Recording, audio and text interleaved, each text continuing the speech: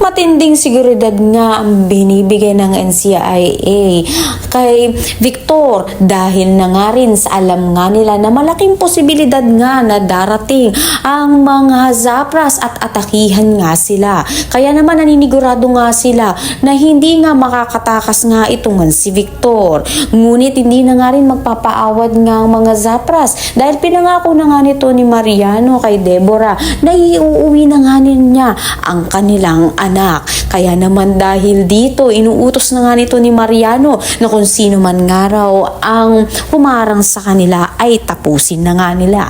Kaya naman matinding labanan nga ang nangyari sa pagitan nga ng mga NCIA at ng mga tauhan nito ni Mariano. At dito nakakuha ng pagkakataon si Mariano na makuha itong si Victor at tuluyan nga nila itong naitakas. Sa kabilang banda naman nga ay patuloy na nagpapahinga lang at nagpapagaling itong si Sam sa bahay nila Gabo na kung saan kinakailangan lang muna nga iwanan nito ni Gabo ito nga si Samantha upang magtrabaho.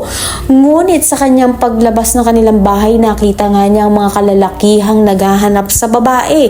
Kaya naman dahil dito agad siyang bumalik dito upang sa gayon nga balaan at bigyan ng protekta itong nga si Samantha habang nagpapagaling. Ngunit magkakaroon na nga ulirat itong si Sam at magugulat nga siya kung nasaan at hindi niya na nga makilala ang kanyang sarili. Dito nga napaisip na nga ang pamilya nga nito ni Gabo pati na si Gabo upang sa gayon nga ay maprotektahan nga raw itong si Sam ay magpapanggap nga siya na asawa nga nito. Kaya naman pakatutukan natin ang mga kaganapang ito. Maraming salamat sa inyong panonood.